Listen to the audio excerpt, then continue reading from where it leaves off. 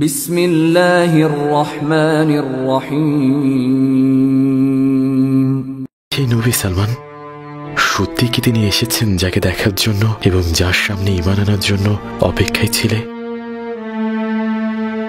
ইয়া রাব্বুল আলামিন, তিনি যদি সত্যিই সেই নবী হন যার জন্য আমি এতদিন অপেক্ষা করছিলাম, ইয়া রাব্বুল আলামিন, তাহলে তাকে একবার দেখার সৌভাগ্য করে দিন আমাকে।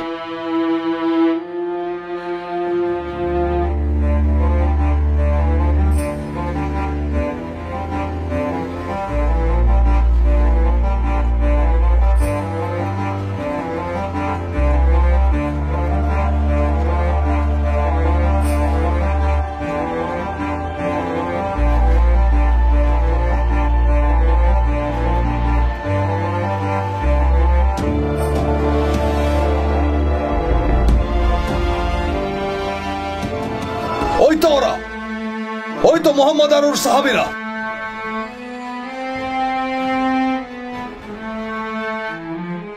দ্বিতীয়বার এটা হলো।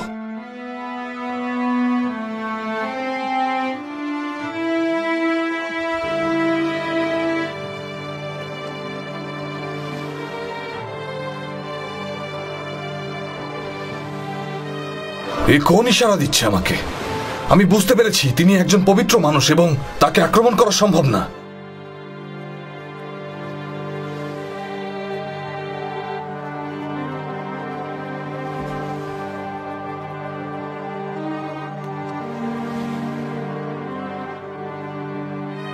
হে মোহাম্মদ, আমি সুরাকা ইবনে মালিক।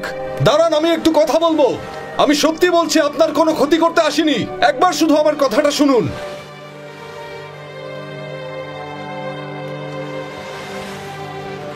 কি চান আপনি আমাদের কাছে সুরাকা?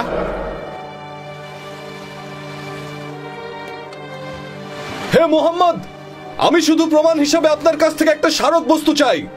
আপনি একজন পবিত্র মানুষ, আল্লাহই আপনাকে রক্ষা করছেন, এটাই সত্য। এই নিন, এটা আপনার জন্য। আল্লাহর রাসূল সাল্লাল্লাহু আলাইহি ওয়াসাল্লাম আপনাকে অনুরোধ করেছেন আমাদের গোপন পথ আপনি যেন কাউকে না বলেন। জি, আদেশ শিরোধার্য।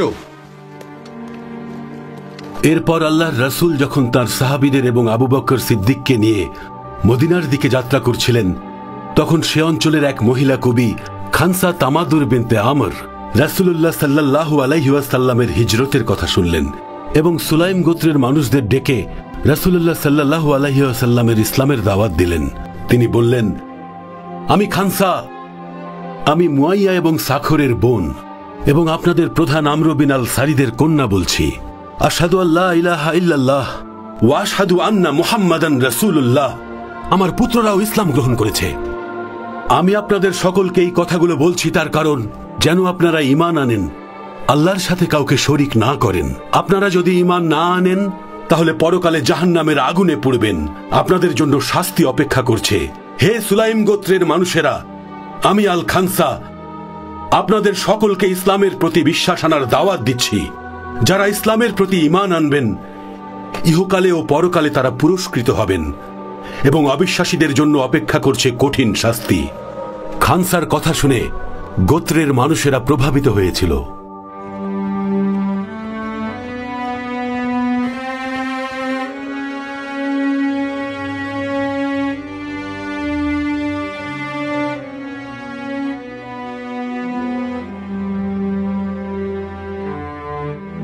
এ তোপাসিয়ান রাজা কিসরার অলংকার। ইয়া আল্লাহ!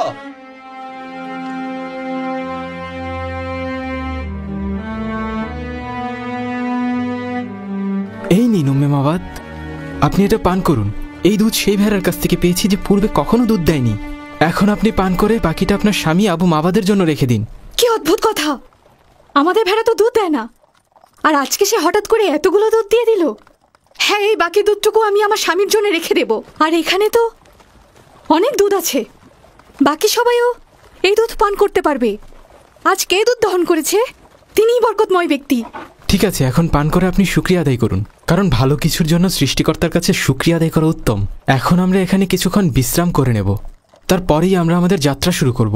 সেই লোকের নামটা আমাকে একবার বলো। সঠিক সময় এলে আপনি নিজেই জানতে পারবেন উম্মে মাওয়াদ। আল্লাহর রাসূল সাল্লাল্লাহু আলাইহি ওয়াসাল্লাম সম্পর্কে আমি কি বলবো? তিনি না অনেক বেশি লম্বা, না খাটো, না স্থূলকায়, না শীর্ণকায়। তার চেহারায় নূরের দ্যুতি, আর কথায় আছে মাধুর্যতা। যখন আপনারা তার সাথে গল্প করতে বসবেন, মনে হবে সারা জীবন এভাবেই গল্প করে তার সাথে কাটিয়ে দিই। আর তিনি চলে গেলে মুহূর্তের মধ্যে আপনি তার অভাব অনুভব করবেন। তার চোখে তাকালে আপনি নূর দেখতে পাবেন। সেই নূর, আপনি জানেন কি সেই নূর এতটাই উজ্জ্বল যে সেই উজ্জ্বলতায়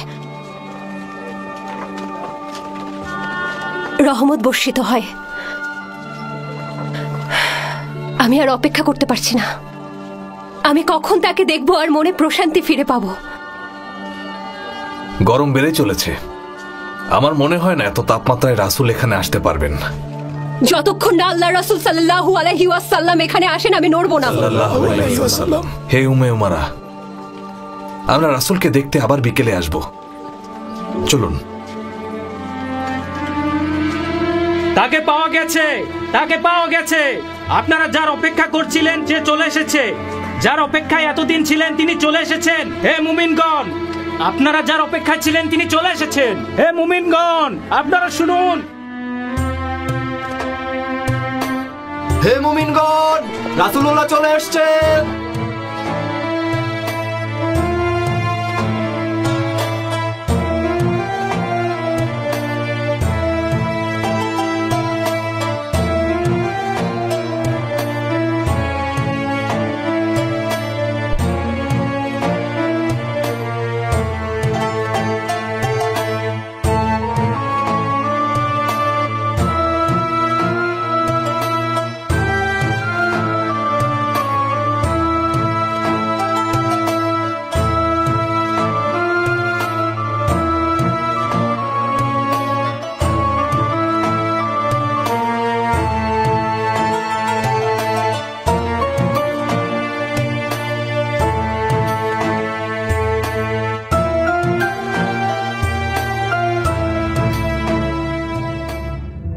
আমাদের মানুষেরা মক্কা থেকে হিজরতকারীদের নিয়ে এত উদ্বিগ্ন কেন? তারা দাবি করছেন যে সে নবী। সে আসার সাথে সাথে আমি সেটা পরীক্ষা করে দেখব। কোথা থেকে এসেছে এই লোক? কোথা থেকে? খাজরাজের লোকেরা আমাকে মুকুট পরিয়ে রাজা বানাতে রাজি হয়েছিল, আর এরই মধ্যে এই লোক এলো কোথা থেকে? আর এখানকার লোকেরা আমার কথা একেবারেই ভুলে গেছে। সে কি আমার ক্ষমতা নিতে এসেছে? আমার রাজ্য নিতে এসেছে? আমার কাছ থেকে আমার রাজ্য কেড়ে নেবে? তাহলে আমাদের কি হবে খাজরাজ প্রধান? এই প্রথম আমরা আউস গোত্র মেনে নিয়েছি। আমাদের গোত্রের বাইরের কেউ রাজা হবে। এবারই প্রথম খাজরাজ গোত্রের কেউ আমাদের রাজা হতে যাচ্ছে।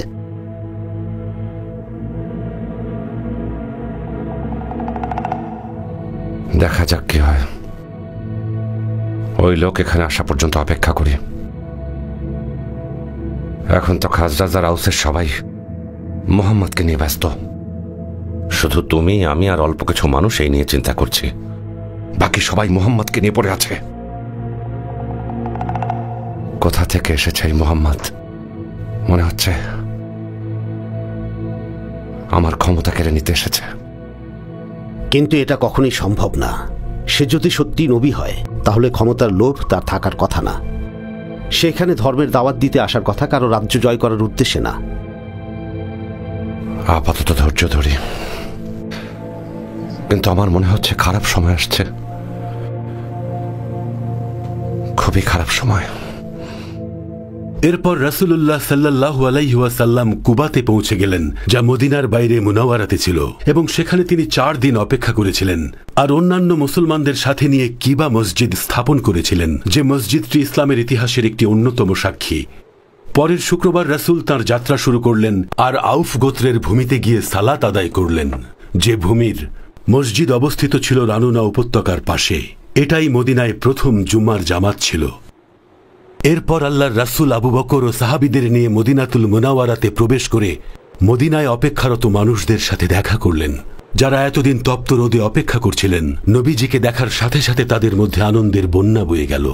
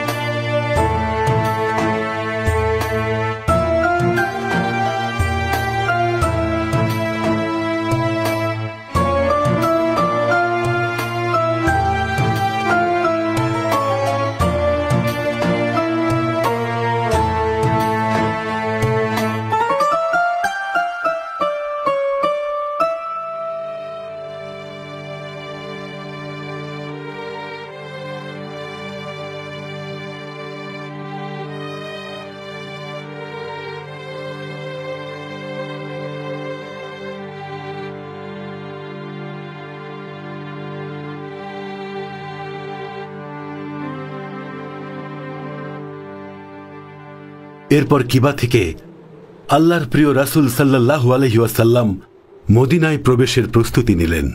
তিনি সেখানকার মানুষদের আতিথেয়তা গ্রহণ করলেন এবং তাদেরকে খবর পাঠালেন তিনি মদিনায় আসছেন, যাতে করে মদিনার মানুষেরা এই খবর পেয়ে আগে থেকেই তাকে স্বাগত জানানোর জন্য প্রস্তুত হয়ে থাকে। ইবনুল জুবাইর সাদা কাপড় কিনে আনলেন আল্লাহ তাআলার রাসূল এবং আবু বকরের জন্য, যাতে মদিনায় তারা মহিমার সাথে প্রবেশ করতে পারেন। মদিনায় তাকে এমন স্বাগত জানানো হয়েছিল যে এত বছর পরেও মানুষ সেদিনের কথা ভুলতে পারে না, গর্বের সাথে স্মরণ করে।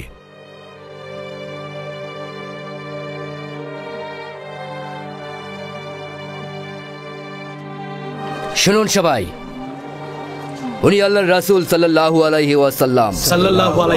উনি যে উটের পিঠে চড়ে আসছেন সেটার নাম কাসওয়াত।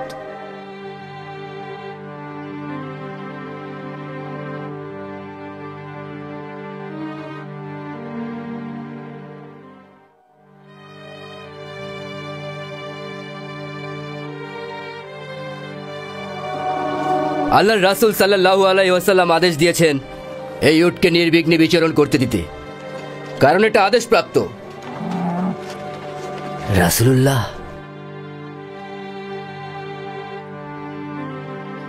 হে আল্লাহ রাসূল, আজকে আমাদের জীবনের সবচেয়ে আনন্দের দিন। আপনি সাইয়েদা গোত্রের ভূমিতে কখন যাবেন? ইবনে উবাদা, আল্লাহর রাসূল সাল্লাল্লাহু আলাইহি ওয়াসাল্লাম বলেছেন উটটাকে নির্বিঘ্নে চড়তে দিতে, কারণ এটা আদেশপ্রাপ্ত। হে আল্লাহর রাসূল, আপনার আগমনে আমাদের মন প্রাণ আনন্দে ভরে গেছে, কিন্তু বনি হারিস